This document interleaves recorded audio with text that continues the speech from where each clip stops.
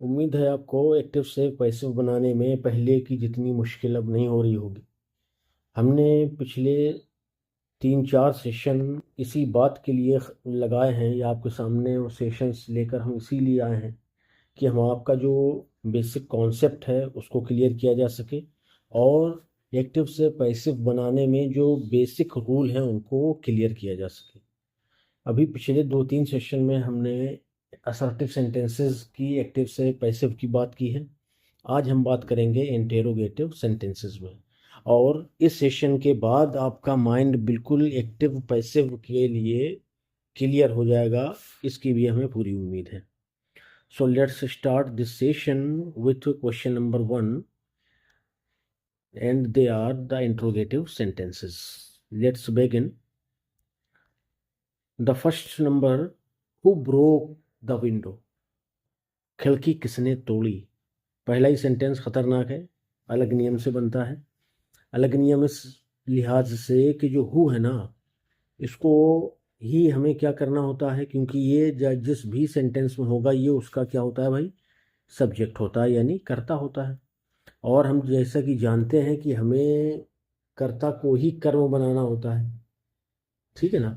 तो जो normal sentences होते हैं उसमें अपन जो कर्ता को कर्म बनाते हैं तो उसको लास्ट में ले जा करके बाई के साथ या किसी और प्रीपोजिशन के साथ लिख देते हैं। लेकिन इसमें क्या होता है कि जो हु है उसी को हुम बनाएंगे और उसी से सेंटेंस को शुरू करेंगे, क्योंकि हमें ट्रांसफॉर्म तो करना है सेंटेंस, लेकिन उसका सेंस नहीं बदलना चाहिए। जैसे अपन नरेशन में क्या करते हैं कि अगर सेंटेंस इंट्रोगेटिव भी है तो जब हम उसको डायरेक्ट से इनडायरेक्ट बनाएंगे तो उस इंट्रोगेटिव को हम असर्टिव में चेंज करेंगे। लेकिन एक्टिव टू पैसिव में ये रूल काम नहीं करता है। अगर सेंटेंस इंट्रोगेटिव है तो इंट्रोगेटिव में ही पैसिव बनेगा, असर्टिव है तो असर्टिव में, इम्परेटिव है तो इम्परेटिव में। तो देखिए, ये इसके दो तरीके हो सकते हैं बनाने के। एक जो बहुत कॉमन है वो अपन देखेंगे पहले। हु को अपन बदलते हैं सबसे पहले किसमें, हुम में। अब यहाँ देखिए ब्रोक लिखा हुआ है। ब्रोक क्या है भाई, ब्रेक का सेकेंड फॉर्म है। तो सेकेंड फॉर्म मिल रहा है अपन को और कोई हेल्पिंग वर्ब भी नहीं है, इसका मतलब है कि पास्ट इंडेफिनिट है। तो ये जो हु को आपने बाई हुम में चेंज किया है, इसके बाद अकॉर्डिंग टू टेंस वॉज लग जाएगा। बाई हुम वॉज, ठीक इसके बाद में अपन ऑब्जेक्ट लगा देंगे। बाई हुम वॉज द विंडो। अब इसके बाद में सबसे लास्ट में थर्ड फॉर्म को रखा जाता है। इसका स्ट्रक्चर आपको ध्यान रखना पड़ेगा, ठीक है। सबसे पहले बाई हुम लगाइए, सहायक क्रिया, फिर उसके बाद ऑब्जेक्ट, और सबसे लास्ट में थर्ड फॉर्म वर्ब की। और अगर कुछ शब्द बच रहे हैं तो फिर उनको लास्ट में और लिख सकते हैं। एक और तरीका क्या है, क्योंकि हमने दो तरीकों की बात करी है, कि आप इसको होम से शुरू कर सकते हैं। होम वॉज, सिर्फ एक चीज़ स्ट्रक्चर में चेंज होगी, वो देखते हैं अपन। Home was the window, the window broken. पूरा सेम है, सिर्फ क्या करेंगे अपन, जो बाई सबसे पहले लगाया था उसको अपन सबसे लास्ट में लगा देंगे। तो ये दो स्ट्रक्चर होते हैं हु वाले सेंटेंसेस की पैसिव वॉइस बनाने के लिए। चलिए नेक्स्ट क्वेश्चन देखेंगे। Why did you kill it, 2 number, and it says why did you kill it. Why तो वाई ही रहेगा, इसको आप वहीं रख दीजिए शुरुआत में ही। इंट्रोगेटिव में यही आपको ध्यान रखना है कि जो भी प्रश्नवाचक शब्द है वो अपनी जगह पर रहेगा, उसको आपको यहाँ वहाँ नहीं करना है। अब देखिए इसमें ये हमारी हेल्पिंग वर्ब है, यू क्या है, सब्जेक्ट है, और किल मेन वर्ब है, और इट जो है वो ऑब्जेक्ट है। तो सबसे पहला काम, ऑब्जेक्ट को सब्जेक्ट बनाइए। और डिड दिया है तो इसका मतलब है कि पास्ट इंडेफिनिट है, तो अपन वॉज लगा देंगे। क्यों वॉज लगाएंगे, क्योंकि इट को सब्जेक्ट बनाइएगा तो इट जो है वो सिंगुलर है। वाई वॉज इट, ऑब्जेक्ट आ गया। इसके बाद थर्ड फॉर्म लिख दीजिए, किल्ड बाय यू, उसे तुम्हारे द्वारा क्यों मारा गया, ठीक है। तो बस आपको इंट्रोगेटिव वर्ड को रखने के बाद फिर से वही 5 स्टेप करने हैं जो अपन डिस्कस कर चुके हैं। Why did you not complete your work yesterday, आपने अपना काम कल क्यों पूरा नहीं किया था, ये सवाल है। कोई भी बहाना अपन बना देते हैं क्लासेस में, लेकिन यहाँ बहाने से तो काम चलेगा नहीं, अपन को इसकी पैसिव बनानी पड़ेगी। तो सबसे पहले वाई अपन लिख लेते हैं, ठीक। अब आगे किस्सा देखेंगे। डिड हेल्पिंग वर्ब, यू हो गया आपका सब्जेक्ट, और ये नॉट, ये दोनों हेल्पिंग वर्ब और ये दोनों जुड़ जाएंगे, कंप्लीट मेन वर्ब हो गई, योर वर्क क्या हो जाएगा हमारा, ऑब्जेक्ट हो जाएगा। ठीक है, तो वाई, अब का योर वर्क को आप बनाइएगा सब्जेक्ट, तो ये सिंगुलर है या प्लूरल है, सिंगुलर है, तो ये वॉज लगेगा। और वॉज क्यों लगा रहे हैं अपन, क्योंकि डिड दिया है, डिड दिया है, पास्ट इंडेफिनिट है, पास्ट इंडेफिनिट की पैसिव बनाने के लिए वॉज या वर लगता है। वाई वॉज, ऑब्जेक्ट लाइए उसको सब्जेक्ट की जगह पर, why was your work, not यहाँ पे लगा दीजिए। यहाँ पर भी देखिएगा, ये जो सब्जेक्ट था ना इसी के बाद नॉट लगा है, तो जब अपन पैसिव भी बनाएंगे तो नया सब्जेक्ट पहले लिखेंगे और फिर उसके बाद में नॉट लगेगा। ठीक है, why was your work not, अब क्या है, कंप्लीटेड, कंप्लीटेड किसके द्वारा, बाय यू। और यहाँ पर पांचवा स्टेप भी हमारे काम आएगा, यस्टरडे। अगर आप ये स्टेप से थोड़ा सा कंफ्यूज हो रहे हैं तो हमारे पिछले सेशन देख लीजिए। पहले सेशन जो है इसका, उसमें हमने पहले ये 5 स्टेप्स की बात करी है, फिर उसके बाद असर्टिव सेंटेंसेस की पैसिव की बात करी है। अब यहाँ पर जो स्टेप वाइज बनाया जा रहा है उन्हीं कॉन्सेप्ट्स को, उन्हीं रूल्स को ध्यान में रख करके। ठीक है, चलिए, पूरी प्ले लिस्ट मौजूद है चैनल पे, आप विजिट करिए और आराम से सारे सेशन देख लीजिए, तो आपके 90% डाउट्स एक्टिव पैसिव के क्लियर हो जाएंगे। बाकी जो बचेंगे तो अगले सेशन में अपन क्लियर कर लेंगे, छोड़ेंगे नहीं कुछ भी। चलिए next question, what does he do their, वो वहाँ क्या करता है, व्हाट क्या, डज ही डू वह करता है, देयर वहाँ पर। देखिए व्हाट हमारा प्रश्नवाचक शब्द है, उसको आप वहीं पर रख दीजिए। डज दिया है, प्रेजेंट इंडेफिनिट को शो कर रहा है, प्रेजेंट इंडेफिनिट की पैसिव बनाने के लिए अपन बात कर चुके हैं, इज एम आर का यूज किया जाता है। तो यहाँ पर देखिएगा व्हाट, वो क्या करता है, ये जो है ना यही हमारा ऑब्जेक्ट है इस सेंटेंस में। ये व्हाट वालों में बहुत कंफ्यूजन होता है, इसको अच्छे से समझ लीजिए। तो व्हाट इज, व्हाट एक क्वेश्चन होगा, काम एक question, what is third form, done there by him, उसके द्वारा वहाँ क्या किया जाता है। सवाल क्या था, what does he do their, वो वहाँ क्या करता है। तो अब हमें उसी काम को उसके ऑब्जेक्ट के थ्रू दिखा करके सब्जेक्ट के द्वारा दिखाना है। ठीक है ना, तो व्हाट से जो भी सेंटेंस एक्टिव पैसिव का शुरू, एक्टिव का शुरू होगा वो एक्टिव का असल में ऑब्जेक्ट होगा। तो ऑब्जेक्ट और इंट्रोगेटिव शब्द ये दोनों हमारे काम की चीज़ है कि अपन को प्रश्नवाचक शब्द को सेंटेंस में सबसे पहले रखना है, और ऑब्जेक्ट का तो यूज़ करना ही होता है, तो बीच में कहीं पर भी ऑब्जेक्ट रखने से अपन बच गए। तो what is done there by him. ठीक है, इसका एक और एग्जांपल अपन देखेंगे दूसरा, व्हाट आर यू, थोड़ा सा और क्लैरिटी आ जाएगी आपको, डूइंग, आप क्या कर रहे हैं या तुम क्या कर रहे हो। तो देखिए क्या कर रहे हो, तो जो जवाब होगा वो ऑब्जेक्ट होगा, और सवाल कौन कर रहा है, व्हाट के द्वारा किया जा रहा है, तो ये ऑब्जेक्ट है, इसको अपन पहले ही रखेंगे। व्हाट, अब यू के अकॉर्डिंग आर लगा था, व्हाट कोई काम है, ठीक है, तो उसके लिए अपन क्या करेंगे, इज लगा देंगे। व्हाट इज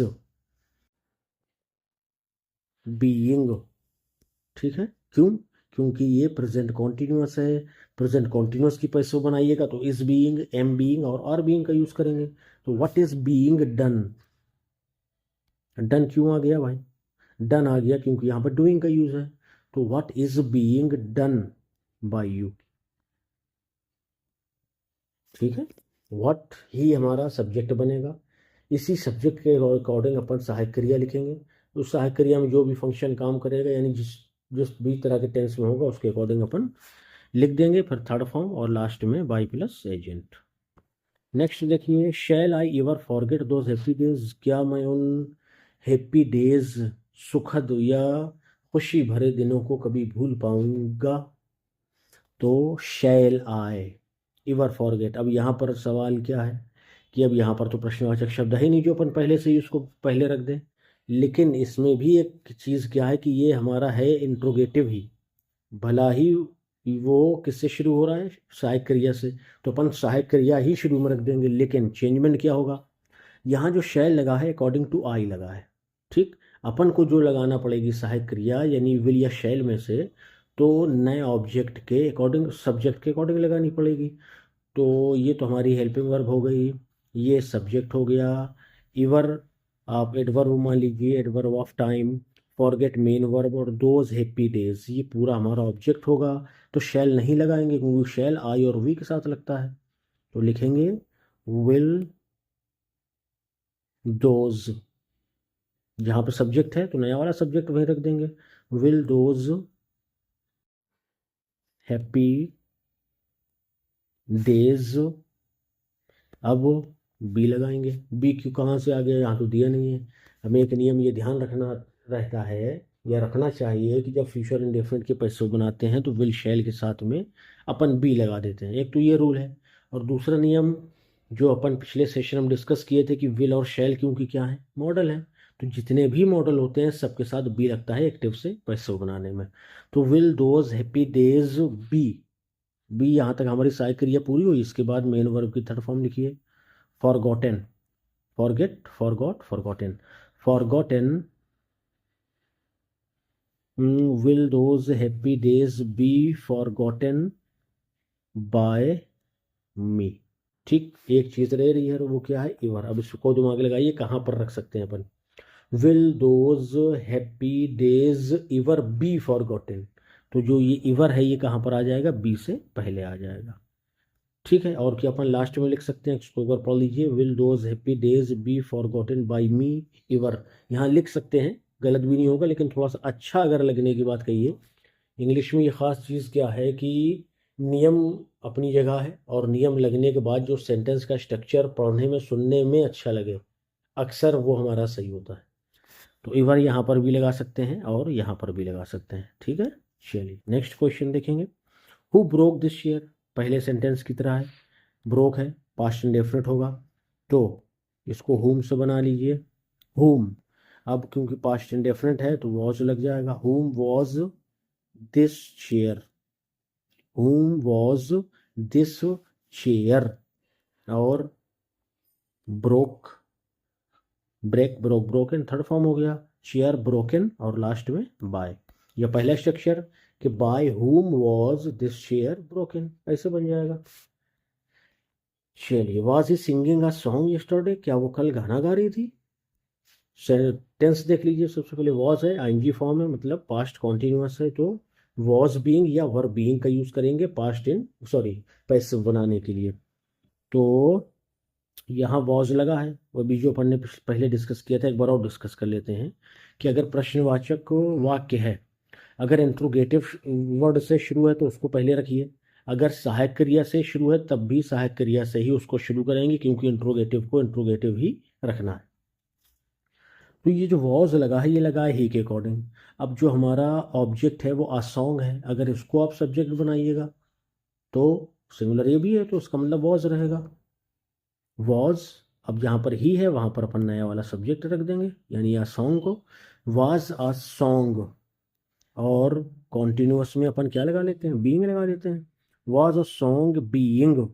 सिंग का थर्ड फॉर्म संग होता है, सिंग, सैंग, संग। Was a song being sung by him, कब भाई, यस्टरडे, पास्ट टेंस। ठीक है, चलिए ये सेंटेंस हो गया। नेक्स्ट देखिए, how will you break it, तुम इसे कैसे तोड़ोगे भाई। सवाल है कि आप इसे कैसे तोड़ेंगे, तो सवाल को तो हम देख ले रहे हैं भैया कि हाउ से शुरू है तो अपन हाउ ही पहले रखेंगे, हाउ। अब विल लगा है यू के अकॉर्डिंग, सही है। अब इसका जो ऑब्जेक्ट है वो कहाँ है, ये है इट। ये ब्रेक हो गई मेन वर्ब, उसके बाद हो गया इट, ये हमारा ऑब्जेक्ट हो जाएगा, तो इट के साथ भी विल आता है। हाउ विल इट, अब क्या करिए, ठीक है, बी अपन डिस्कस कर चुके हैं।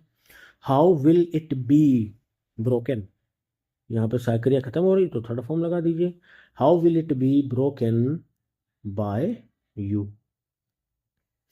ठीक है, कि इसको तो तोड़ने के लिए बड़ी भीम टाइप की ताकत चाहिए, तुम इसको कैसे तोड़ लोगे, तुम तो देखने में बिल्कुल शेख चिल्ली दिखाई देते हो दुबले पतले से। चलिए नेक्स्ट देखेंगे 9 number, have you read the Ramcharitmanas? क्या आपने रामचरितमानस पढ़ी है? तो ये हमारा सेंटेंस लास्ट में इंट्रोगेटिव है और सहायक क्रिया से शुरू है। ठीक है, इतना तो अपन समझ गए कि अपन को सहायक क्रिया से ही शुरू करना है। अब हम देखेंगे आगे कि ये सब्जेक्ट हो गया, ये मेन वर्ब हो गई। The Ramcharitmanas is the object of the sentence. तो रामचरितमानस ऑब्जेक्ट हो गया, क्लियर, सारी चीज़ें क्लियर। अब यहाँ पर देखिए हैव लगा है, क्योंकि यू प्लूरल मानते हैं अपन, प्लूरल के अकॉर्डिंग हैव लगेगा। लेकिन the Ramcharitmanas is the name of a book and the name of a book is always a singular subject या ऑब्जेक्ट, सिंगुलर सब्जेक्ट ही कह दीजिए। For example if you talk about the Arabian Nights and when we look at the title we find s with nights in the end of the nights. तो s normally shows plural sense, but it is a title, so we never undertake any book name as a plural. ठीक है, यानी हमें कभी भी किसी भी किताब के नाम को प्लूरल नहीं मानना है, वो हमेशा क्या रहेगा, सिंगुलर रहेगा। तो जहाँ पर है भाई वहाँ पे अपन हैज़ लगा देंगे, हैज़। अब यहाँ पर सब्जेक्ट क्या था, यू था, यू तो सब्जेक्ट रहा नहीं क्योंकि पैसिव बना रहे हैं। सब्जेक्ट नया क्या बन गया, द रामचरितमानस, तो उसको लिखिए द रामचरितमानस। ये हमारा पूरा नया सब्जेक्ट हो गया, has the Ramcharitmanas, have you read. ठीक है, अब इसके बाद क्या करिए, बीन लगा दीजिए। ये भाई बीन कहाँ से आ गया, अब ये आपने बी लगाया था, बीन लगा दिया। कंफ्यूज हो रहे हैं क्या, तो मत होइए। जवाब देखिए क्या है इसका। जब भी प्रेजेंट परफेक्ट टेंस या पास्ट परफेक्ट टेंस या फ्यूचर परफेक्ट टेंस की हम पैसिव वॉइस सेंटेंसेस की पैसिव वॉइस बनाते हैं, यानी इन टेंसेस के सेंटेंसेस की पैसिव वॉइस बनाते हैं, तो उनके साथ में हम बीन का यूज करते हैं। It is a rule of active to passive. तो हैज द रामचरितमानस बीन, अब रीड का थर्ड फॉर्म बता दो भाई, लिख दिया, तो क्या पढ़ेंगे इसको, लिखा तो सेम ही है ना। तो क्या कुछ लोग सोच रहे हैं कि इसको भी रीड पढ़ेंगे, थोड़ा सा आप लोग गलत हैं। यहाँ पर अपन इसको रेड पढ़ते हैं, यानी रीड के तीनों फॉर्म सेम लिखे जाते हैं, ठीक है, स्पेलिंग वाइज। लेकिन जब उसको अपन प्रोनाउंस करेंगे तो फिर अलग होगा। पहला read, second read and the third one is also read. तो has the Ramcharitmanas been read by you? कह क्या कभी आपने रामचरितमानस पढ़ी भी है? चलिए नेक्स्ट क्वेश्चन देखिए, can you solve this problem? क्या आप इस समस्या को हल कर सकते हैं? बिल्कुल कर सकते हैं, बताइए। देखिए क्वेश्चन मार्क इंट्रोगेटिव है, हेल्पिंग वर्ब से शुरू है, इंट्रोगेटिव है। तो कैन यानी जितने भी मॉडल हैं विल और शैल को छोड़ दीजिए, उनमें कोई भी सब्जेक्ट आ जाए यानी प्रोनाउन या नाउन, तो वो चेंज होती ही नहीं है। कैन है तो कैन रहेगा, और अगर मे है तो मे रहेगा, शुड है तो शुड रहेगा, कुड है तो कुड रहेगा, मस्ट है तो मस्ट रहेगा। ठीक है, एक चीज़ जो कंफ्यूज होते हैं लोग कि सर आप तो गलत बता रहे हैं, कैन को तो अपन कुड में बदलते हैं। बिल्कुल सही जवाब है, लेकिन ये सही कब होगा, जब हम नरेशन की बात कर रहे होंगे। अब एक और सवाल हो सकता है, अरे सर आपसे मिस्टेक हो रही है, आप जो बता रहे हैं कि ये सेम रहते हैं, ऐसा थोड़ा होता है। होता ये है कि मैं अगर दिया होगा तो माइट होगा, अगर कैन दिया होगा तो कुड होगा। बिल्कुल होगा, मना नहीं कर किया जा रहा, ना तो आपको रोका जा रहा है कि नहीं भाई आप मत करिए, लेकिन करिए कब। हर नियम का, हर कॉन्सेप्ट का एक समय, समय तो खैर कोई भी हो सकता है, कि स्थान होता है। स्थान से मतलब कि वो किस टॉपिक के अंतर्गत अपन उसकी बात कर रहे हैं। ठीक है, तो जब नरेशन की बात करेंगे तो can must be convert into could and may must be convert into might, otherwise the sentence will go wrong. तो in active to passive, can is always can, could is always could, should is always should, may is always may, might is always might. तो can same आ गया, you हमारा subject है, ये तो object में जाएगा, इसकी बात नहीं करेंगे। सॉल्व मेन वर्ब है, दिस प्रॉब्लम ये तो हमारा ऑब्जेक्ट है जिसे हमें पूरा करना है। कैन दिस, ये आ गया सब्जेक्ट की जगह पे। देखिए कुछ लोगों को यही कन्फ्यूजन होता है कि इंट्रोगेटिव में भाई नए वाले कर्ता को कहाँ रखें यार, बड़ा मुश्किल काम है। कोई मुश्किल नहीं है भाई, आप थोड़ा सा दिमाग लगाइए कि जब इंट्रोगेटिव सेंटेंस में सहायक क्रिया के बाद में सब्जेक्ट को रखा जा रहा है, तो जब हम पैसिव बनाएंगे तो सहायक क्रिया के बाद हम भी अपने सब्जेक्ट को रख देंगे। अब ये वाला सब्जेक्ट तो हमारे हाथ में है बस। इंट्रोगेटिव में सहायक क्रिया के बाद सब्जेक्ट आता है। कैन दिस प्रॉब्लम, अब बी लगाएंगे, क्यों, मॉडल है can. Can this problem be solved by you. अच्छा देखिए यू अपन कई बार चेंज कर चुके हैं, लेकिन एक बात जो बतानी थी आपको वो इधर से भी नहीं बता पाए। और खैर आप तो भी नहीं पूछ पाएंगे क्योंकि आप इसको रिकॉर्डेड फॉर्म में देखेंगे, कभी लाइव आएंगे तो अपन फिर आमने सामने टकराएंगे। तो यू की ये खास बात क्या है कि जितने भी आप प्रोनाउन देखिए यू को छोड़ करके सबका कोई ना कोई ऑब्जेक्ट फॉर्म होता है, यू का भी होता है। दूसरे प्रोनाउंस की तरह यू का भी ऑब्जेक्ट होता है, लेकिन ही का हिम, शी का हर, वी का अस, दे का देम, इट का, हाँ देखिए इट भी आ गया। इट और यू ये दोनों का ऑब्जेक्ट सेम होता है, यानी यू का यू होता है और इट का इट होता है। इनका चेंज नहीं करते हैं ऑब्जेक्ट फॉर्म ना तो सब्जेक्ट फॉर्म। अगर ये ऑब्जेक्ट में दिए होंगे तो सेम टू सेम आपके सब्जेक्ट में आ जाएंगे, अगर सब्जेक्ट में दिए होंगे तो सेम टू सेम आपके पहुंच जाएंगे किसमें, ऑब्जेक्ट में। ठीक है फ्रेंड्स, टोटल 10 क्वेश्चन अपन ने डिस्कस कर ली। बहुत अच्छे से कोशिश की गई है डिस्कस करने की, आपको समझाने की। उम्मीद है सेशन अच्छा लगा होगा। चैनल में पहली बार विजिट किए हैं सब्सक्राइब करिए।